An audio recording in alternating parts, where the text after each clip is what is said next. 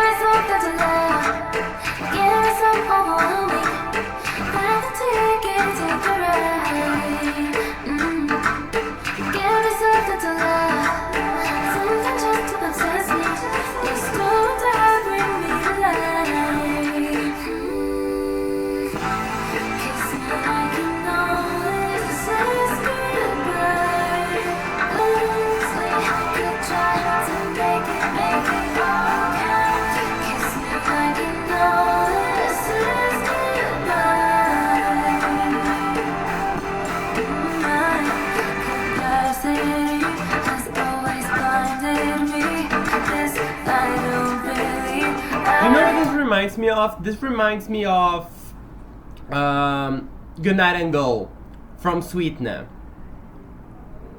It's very busy sounding, but I don't mind it as much because her voice is quite clear and it's beautiful.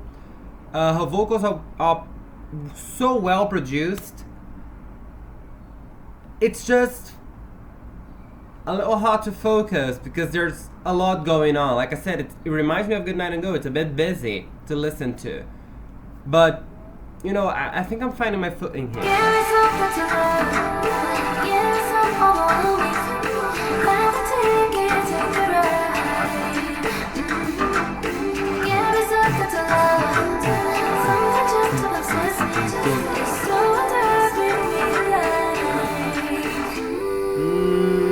Hey.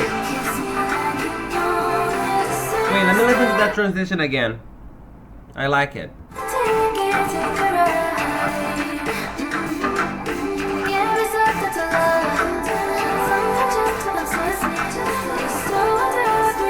Here.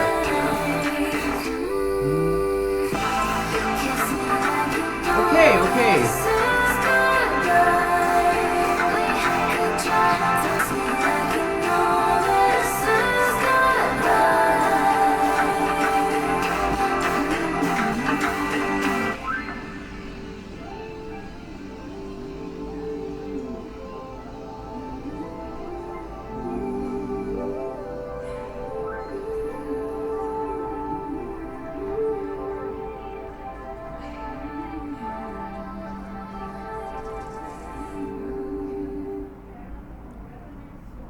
Okay, and that's gonna lead directly into Hate That I Made You Love Me, which I will listen to in this channel. I'll link my reaction in the description below.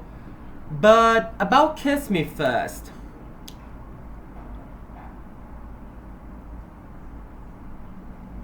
It kind of sounds unfinished. It doesn't have a bridge. Its production sounds rough at some points.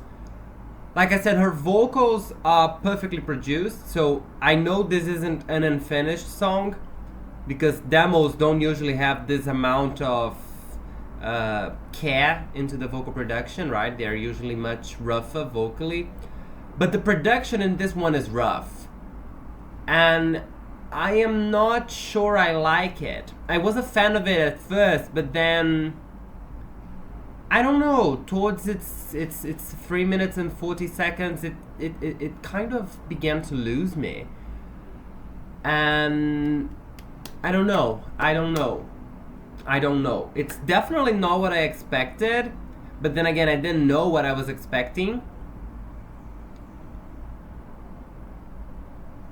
But it's a sound that I can tell you. It's 100% definitely a sound.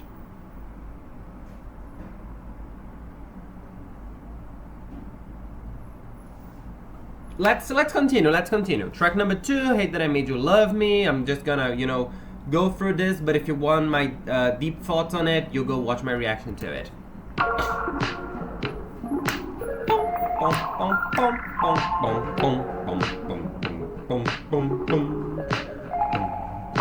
I can't tell you why, but something inside is dancing with fire.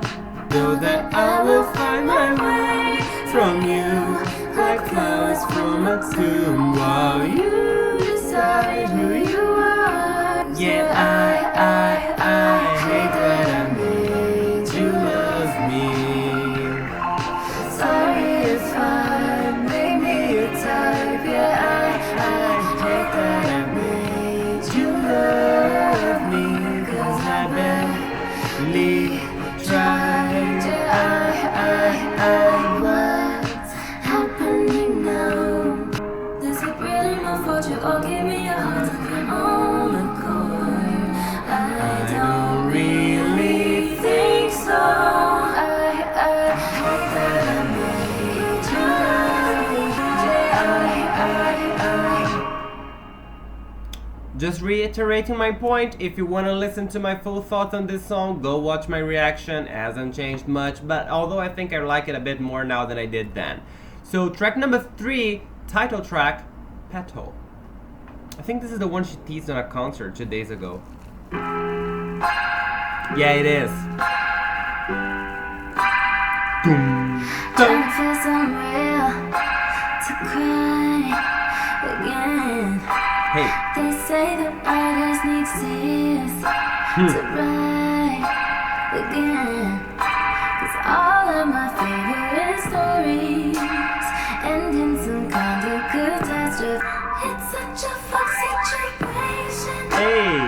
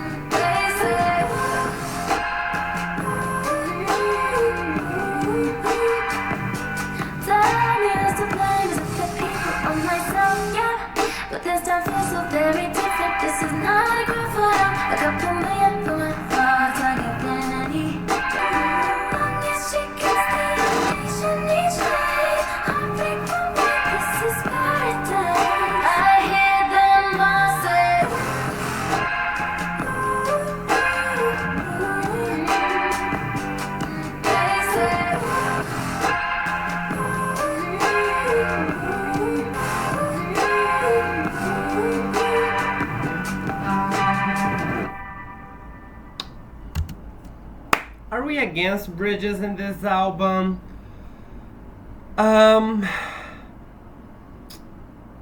I feel about this much like I felt about Kiss Me. In the beginning I was captivated, but then throughout its 3 minutes it's lost me. Something about the production also sounds unfinished and overtly busy, lots of sounds coming from several different places.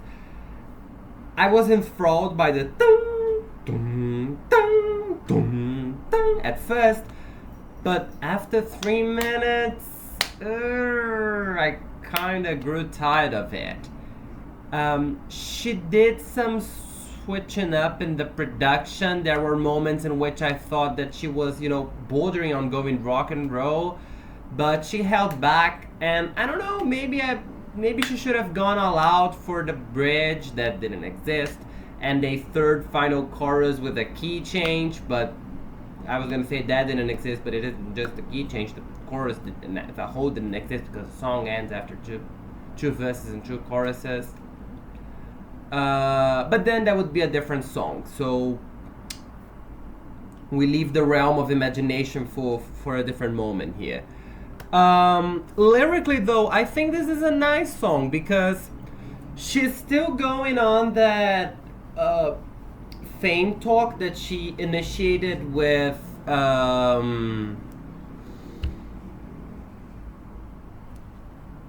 Hey That I Made You Love You, right? The Hey That I Made You Love Me, the previous track.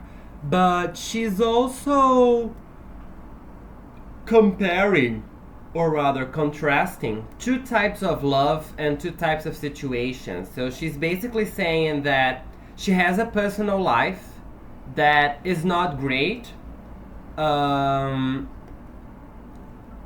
at the same time that this personal life isn't great, she has a public life in front of an audience that is great, and she does love her fans, and she feels that love, and sometimes that love is so powerful that it sort of overcompensates for all the heartbreak in her life. That's the message of the chorus, right? It's such a fucked situation. Petal in the pavement, just as long as she keeps getting a ride. Heartbreak on bite, here in paradise, such a convenient conflation, this record in rotation. Long as she gets the ovation each night, heartbreak on bite, this is paradise. So she has managed to find such a strong and powerful and beautiful love from her fans that the fact she isn't getting any love romantically, at least in her private life, is bad. Yes, she does feel it, but she doesn't feel it as much because her fans help her through this. But as she made sure to point out in the previous song, this love isn't, isn't altruistic. It isn't love that the people are willing to give to her just because they can, just because they want to. This is a love that is conditioned via her performance, right? Her performance for the public. Like she says here, this record in rotation, so this is tied to the music she makes, if the people like her music or don't, and long as she gets the ovation each night, so it's also related to how she performs on stage, right? To which performances she gives, to her vocals, to everything that surrounds her public image. These things spark this love that she feels. So it's a lot of pressure because she knows that she doesn't have someone to love her in her private life, but she has her fans. But the moment she fucks up in the eyes of her fans, she loses that love, or she's threatened with the loss of that love, and she doesn't have a love in her private life as well. So we're getting this conflation about this possibility of her ending up loveless. Of course she has her family, right? I don't think she's denying any of that. But she is contrasting a romantic love that she feels for a partner and the love she receives from her fans. But she's realizing that this love is quite feeble and this love is inexistent. What happens if this also falls? A fucked situation, like she says. But then again, she can't play the victim, and I think that's something she says in Kiss Me, because she knows that she's in a position in which this is very different from other people around the world. She is a millionaire at the end of the day. She has the means that lots and lots of people, most people in the world, do not. And so it feels kind of unfair to say it like that. She makes sure to acknowledge that she isn't victimizing herself. She's just speaking her truth, and I think she's allowed that. So, I love the lyrics. I love the story that she's been telling so far. But I don't know, man. These productions, they don't get to me. I think the songs needed a little more room to breathe and to progress into something else, and not just end up like this. Track number 4, Stay. I want you to stay.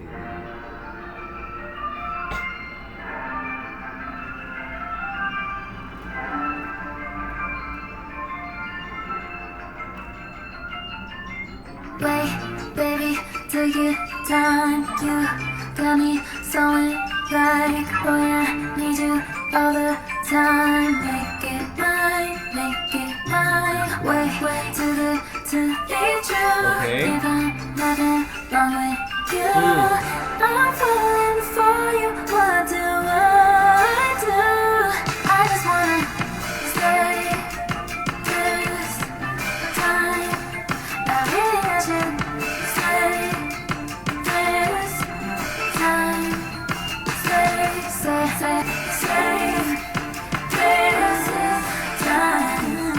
Stay hands tight, hard to reach, but I don't wanna be just another corrective experience. Tongue tied, hard to speak, but hard to speak. Stay so can't keep it safe. This time. Stay.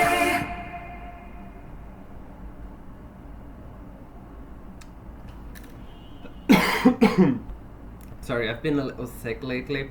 Don't know if my voice is at its best, and I might cough. I might even sneeze, but I don't think that's gonna happen. But coughing, you can expect it. I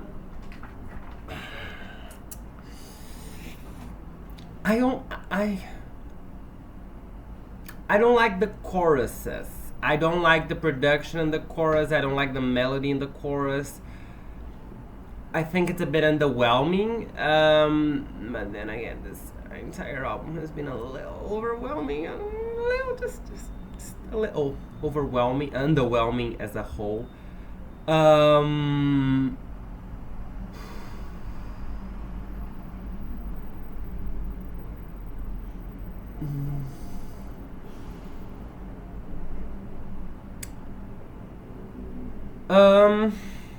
So yeah.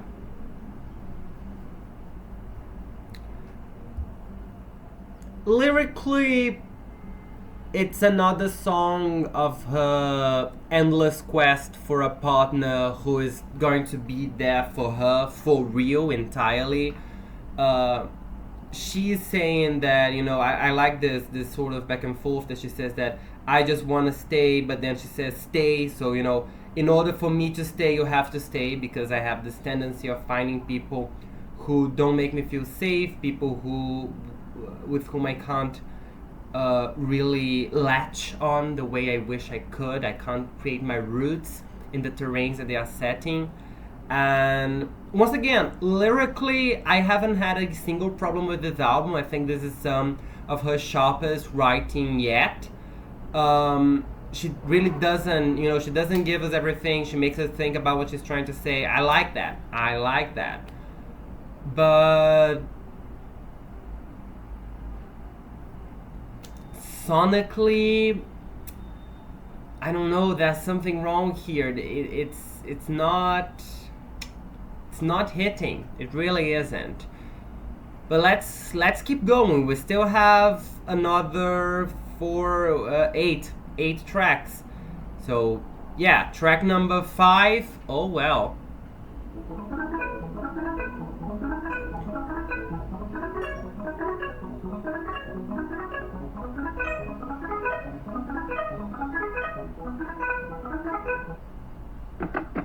This is the beginning. It's the end of it, I just don't know what to say. My dead ends are gathered around just as friends, so I don't get hurt again. I hear you in silence, so hey, even though I bury your mind, and it's okay. Something new to keep creating, try. I gotta give her something though. Like I said, this is one of her sharpest writing yet, and I don't just mean that based on the lyrics, but also on the melodies. Every song here has been melodically distinct from each other. I like how she positions herself on the song. My problem here has it's really only being the productions. That's the only thing that I am not digging, because everything else here, you know, top notch. Some of the best shit she put out in her career. But the sound, and this one hasn't been any different so far, but it's only been 36 seconds.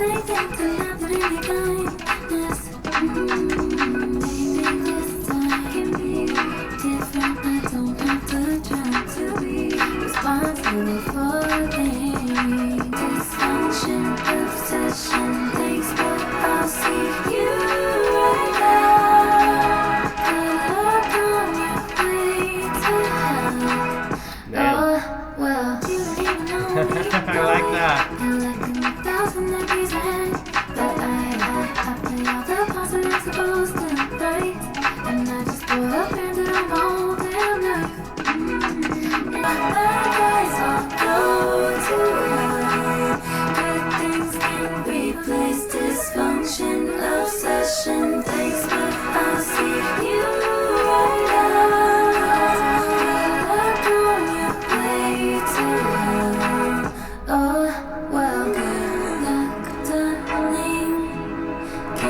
Hey, finally a bridge, Jesus Christ. Once again. Hey, hey, hey, hey.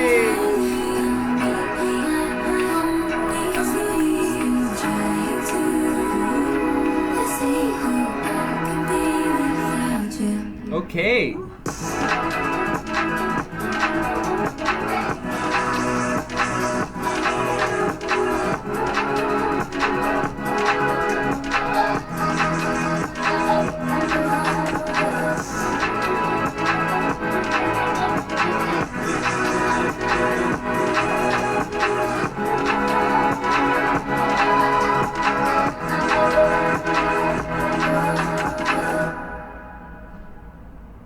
Alright. I think of the new songs, of the songs I didn't listen to, that is to say everything except for Hey That I Made You Love Me, this is my favorite. I really like the productions, I love the melody. No, really like the production is a bit of a stretch.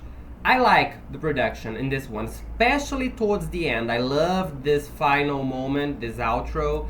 Love the bridge. There are some things about, I mean, the switch up between the first chorus and the second verse. Generally, the switch ups between the chorus and the verses are a bit iffy. But other than that, this is an improvement from the other songs. I like the lyrics. I think they're very witty. You know, good luck on your way to hell. Oh well, you know.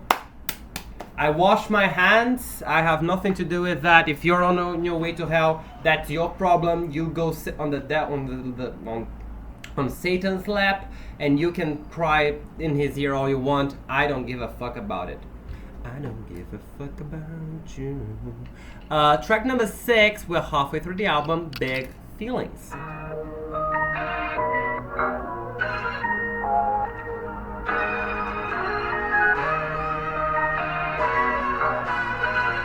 Interesting. Hey. What's your common life? 'Cause boy, you must have earned me historically. Don't have to hold it in no more. I'll take it, babe. Or you could blame me more, blame the tides. Pussy so sweet, a tear fell from his eye. Don't have to lift a finger. Was it something I said? Yeah, I think I gave him.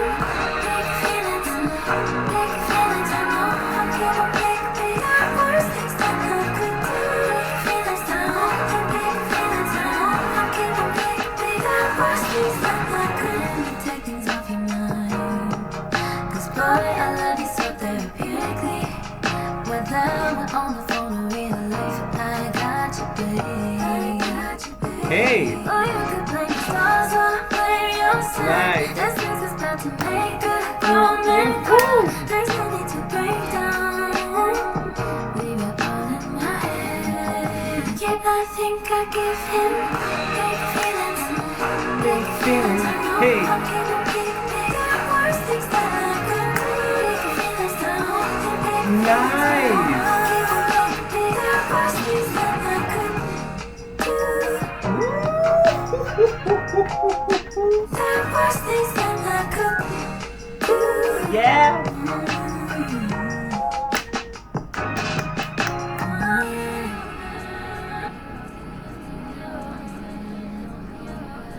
I know it can be so hard sometimes for me to stop it.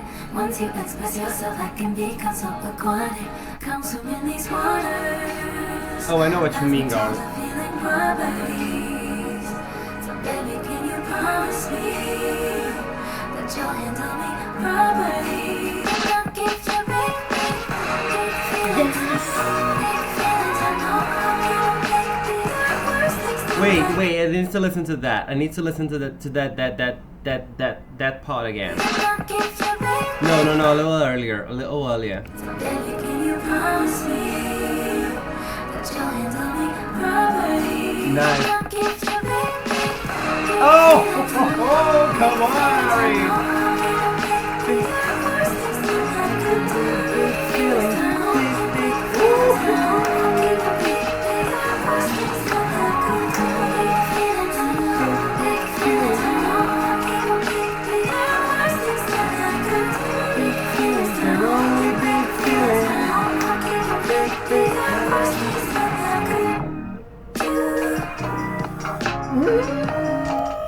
No.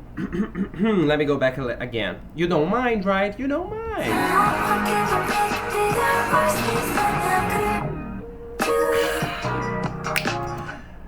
Once again, do you hear that? That's beautiful. It's like a drop in water. Ooh, I love it. I love a little sound design.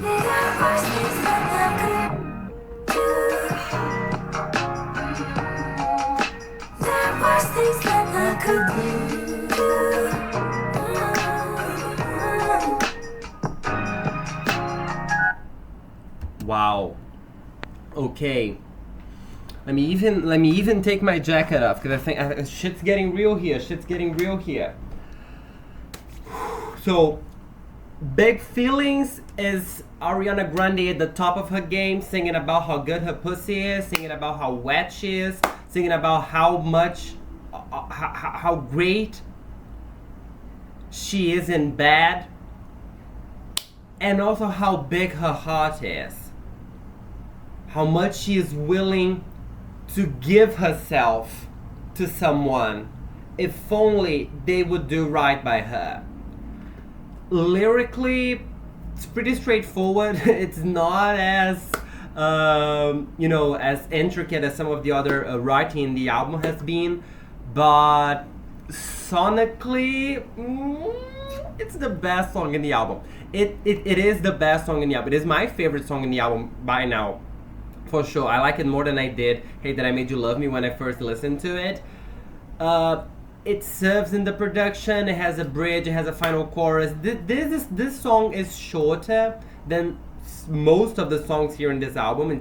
So far it's the second shortest song after Stay, but it sounds complete.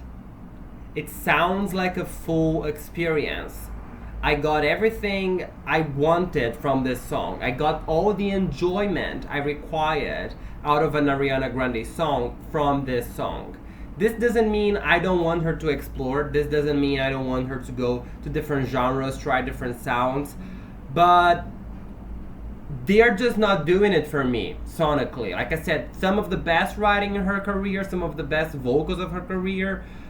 But the sound isn't doing what I wanted it to do. It's not clicking. It's just not clicking. So this clicked. I like what she did here. best song in the album so far. On to track number 7, Freak. Now let me tell you, if Big Feelings wasn't Freak, now this is Freak. What are we getting lyrically in Freak? Let's go.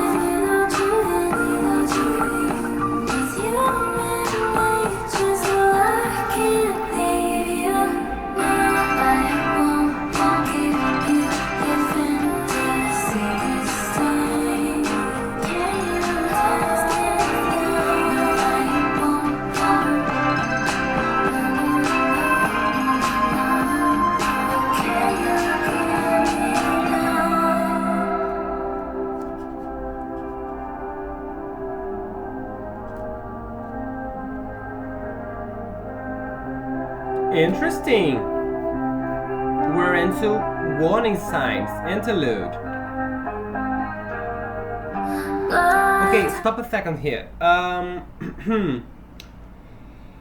Not a huge fan of the sound she pursued in Freak. Don't think it worked very well. Lyrically, it's interesting. She's basically saying that I am done with this. I feel like there's an imbalance in our relationship. I don't really feel the quid pro quo. I feel like you're just asking, and I am not getting what I want back. And I'm gonna stop with this idea that I am just, this servant of yours, this slave for you, that you can just ask me. Oh, why can you give me now? Like a genie that you can rub me in the lantern and make a wish. I'm gonna stop that. I won't feel this fantasy of yours that I'm your sex doll that you can just use whenever you want and then let go. I am not that person. I don't want this anymore. I am out. Once again, lyrics, amazing. Some of the best writing of her career. Sonically, kind of falls apart for me. But let's continue with this interlude. It's just an interlude. I won't comment. I'm gonna wait because I think it might flow into Like I Do, because it flew out of Freak into this, so I think it's gonna flow out of this and into Like I Do. So we're gonna combine them. What was she singing though? Let me listen to the transition again.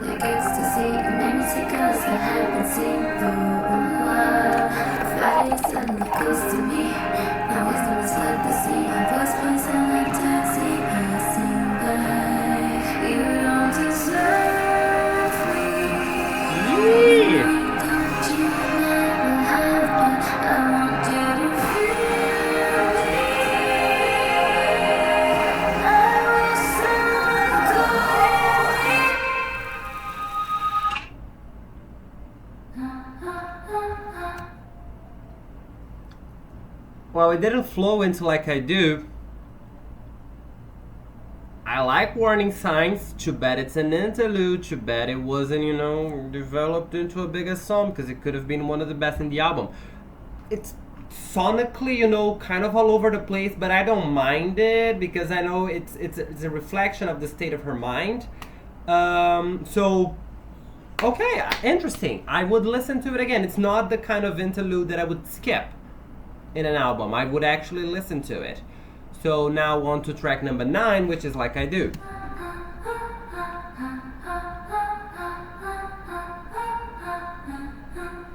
Interesting. Hey. Making friends with my consequence. Hey. Way up high like my consciousness. Keep my heels tall, my ego small, but I'm still Grande. Making sense off of your nonsense. All that shit talk keeps me roughing. Through thick and thin, so locked in. You hate to love me extra. Might want to take me sexy. How you come to see is true. I like that. Me like I you, 'cause no one fucks you like I extra. Might want to take me sexy. How you come to see is true. You need me like I you. Hey. No one fucks you like I do. When there's a keeping your girl inspired, I do. You need me like I do. 'Cause no one fucks you like I do. Hey.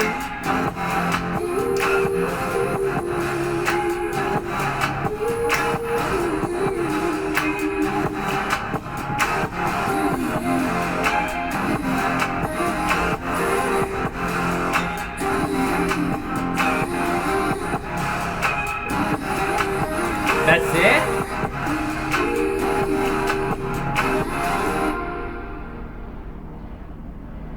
We're gonna end like this?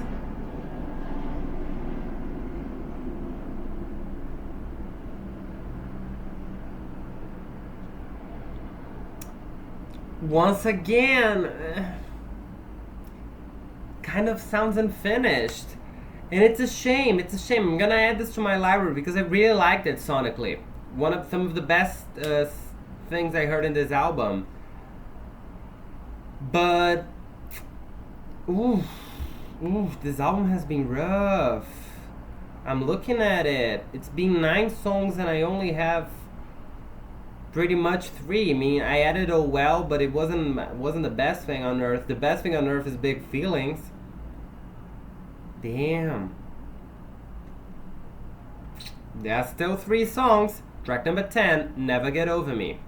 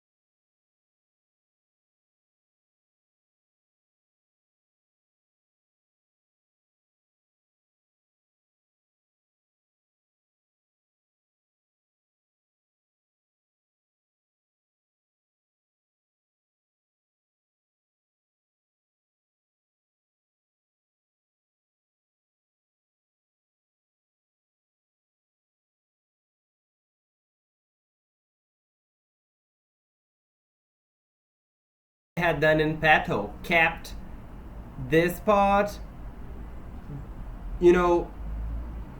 to specific moments throughout the song. Don't have it all throughout. Save it for like a chorus, for the intro and then the outro, then the post chorus, something like that. Don't put it all throughout the song. Make this be something that I yearn. Make this be something that I can't wait to listen to again. If I'm listening to it all the time, I'm gonna get bored. Sorry.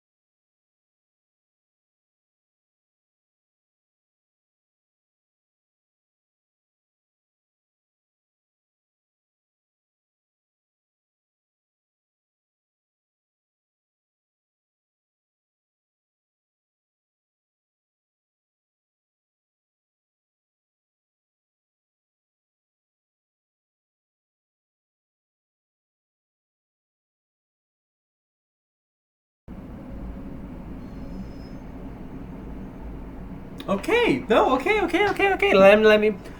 It's been added to my library. It's one of my favorite songs in the album. Top 3 alongside Big Feelings and Hate That I Made You Love Me. It's like I said when I finish Like I Do. There are still 3 songs. We never know. We can never count her out. This is one of my favorite artists after all. She's always been able to give me something, and here she is giving me something. So track number 11, Bad Thing, in parentheses, Bunny Hop. What?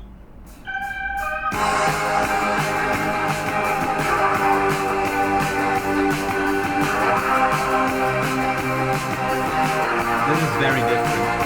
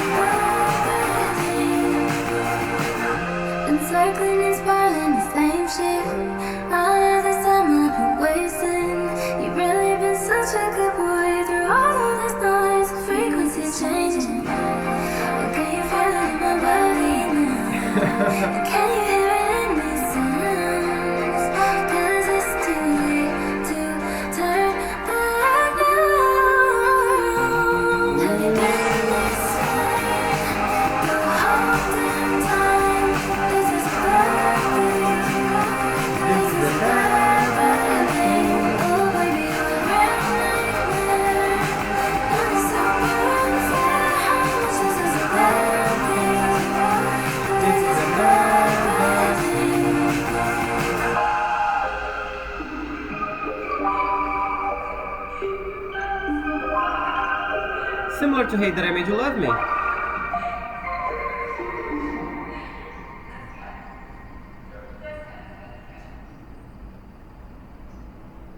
I don't understand why it had a bunny hop in parentheses, but whatever. I like this one as well. I really like this one. It's very different sonically, but it's a good different. It leans into a little bit of rock and roll. It's a little bit Olivia Rodrigo sounding, don't you find? But of course with the Ariana Grande twist, those beautiful, airy, angelic vocals. And lyrically, I am conflicted. I actually don't know what she's talking about, and this is part of the reason why I think the song excels so much. Either this is someone whom she dated once, they broke up, and she's now reconnecting, right? Because she mentions at a moment next to the staircase, I can't seem to find that part right here, but she says something like, met you by the staircase where we first met, and I fell in love, let's do it twice. So she's talking about falling in love again with someone, right? But at the same time that this is happening, I kind of get the feeling that she's talking about a friend for whom she's starting to develop romantic feelings, because she's saying like, wait, have you ever been this fine? You know, when did you get hot? Basically, that's what she's asking. And then you make a real good boyfriend in my dreams and in real life. So you're not there yet. You're just a friend. And then there's another moment in which she says something like that. Something that made me feel like she was right at the beginning, right? I can see it in your eyes, see the way your whole vibe shifts. So there was something and there's something else because there's been a shift. So something went from one state to another. But of course, the reason why it's ambiguous is because the chorus is, this is a bad thing. This is a bad thing. So why is it bad? Is it bad because you've been with them once and you knew that it didn't turn out well? So by giving them a second chance, you are sort of already bracing yourself for the possibility of that outcome to happen again. And so you're saying that this is a bad thing because it was bad once, so it's bound to be bad again. Or are you saying it's a bad thing because you have a history with relationships that don't end well, and then suddenly you have a friend of yours who's been very close to you and now you want to date them, and you're afraid that this might not only ruin the friendship, right, by bringing in feelings that weren't there before, but possibly permanently taking them away from you, affecting you to the extent that they'll no longer be in your life, because that's the sort of history of record that you have considering relationships. So, I really can't decide what she's talking about here. It's definitely about someone for whom she has feelings right now, and someone who's been with her for a while in her life. But whether this is someone that she once loved, broke up with, remained friends with, and went and is thinking about coming back to, or someone who's been just a friend for her for a long time and now she's feeling something for them that she hadn't before, I don't know. I don't think we'll ever know. Up for interpretation, up in the air.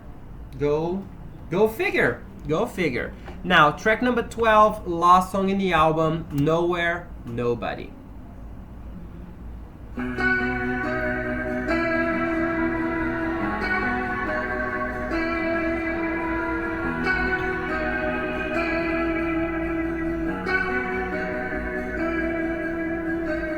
Hard to believe in a perfect ending, but that's alright, yeah, that's alright, yeah.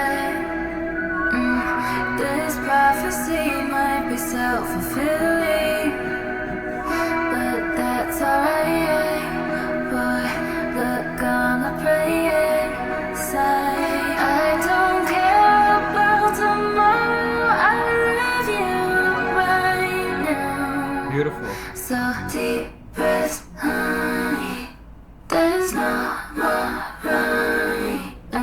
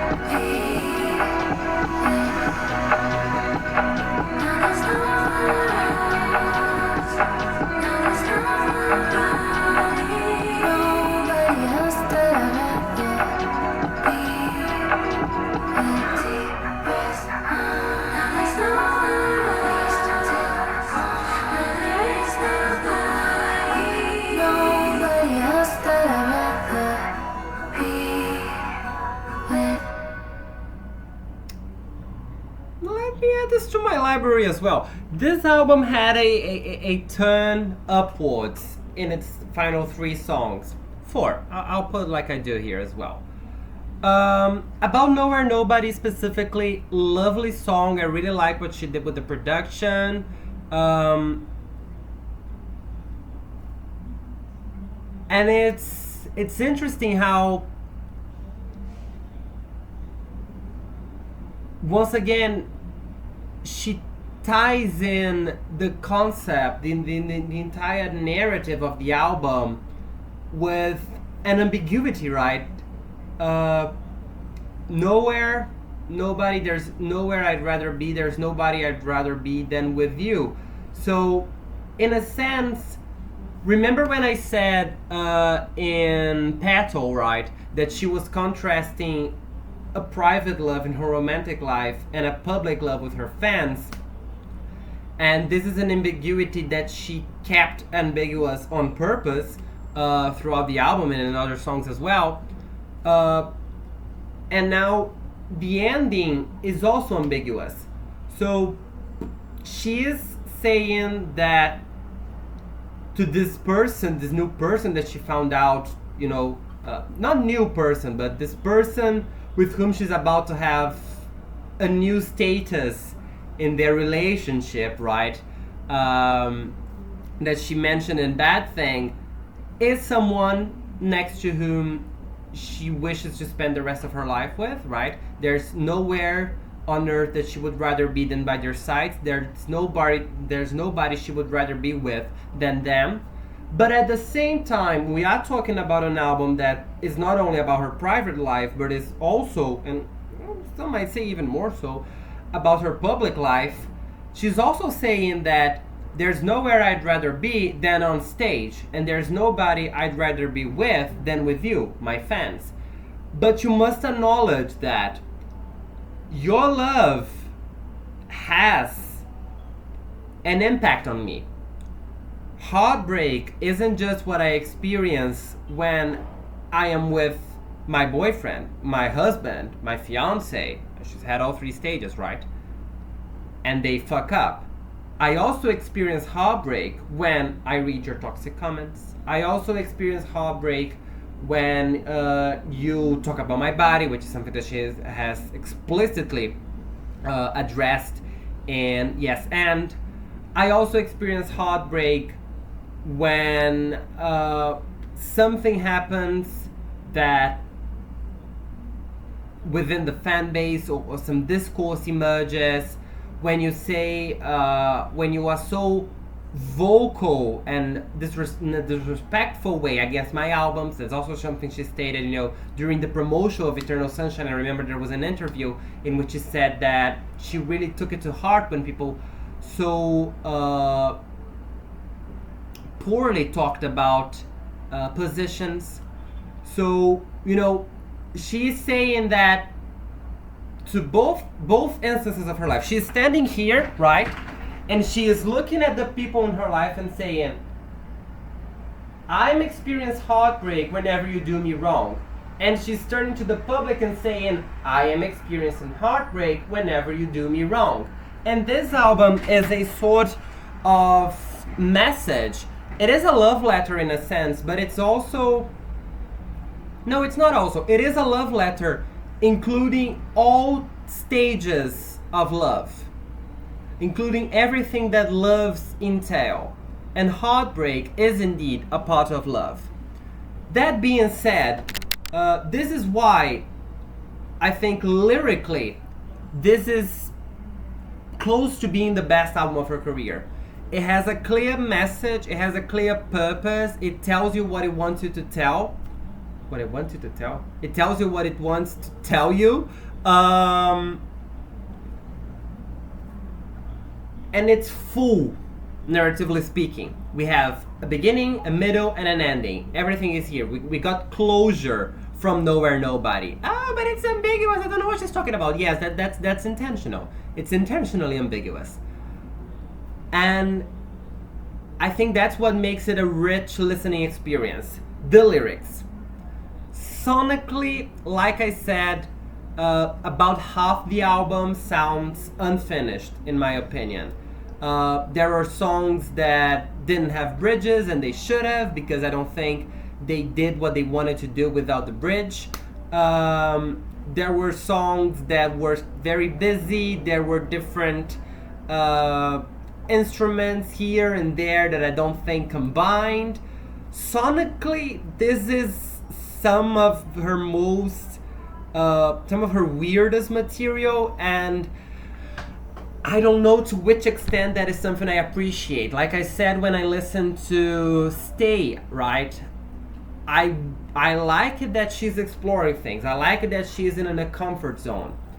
You know, and there are things to appreciate, right? This is her first album since Dangerous Woman not to have a single trap beat. That's huge. That's huge. She's been doing trap beats in her album since Sweetener. I mean, Eternal Sunshine had trap beats, and that album came out 2 years ago. They had no business being there. This is her first album in 10 years to not have a trap beat, and I am grateful for it. You know, I'm not asking her to come back to the sound she made, because I don't think that's the case. I think that it's great when she explored different sounds. But I think that there are songs in which this works better than others. And I think, for example, Nowhere Nobody is a song in which this works greatly, whereas in Freak, not so much.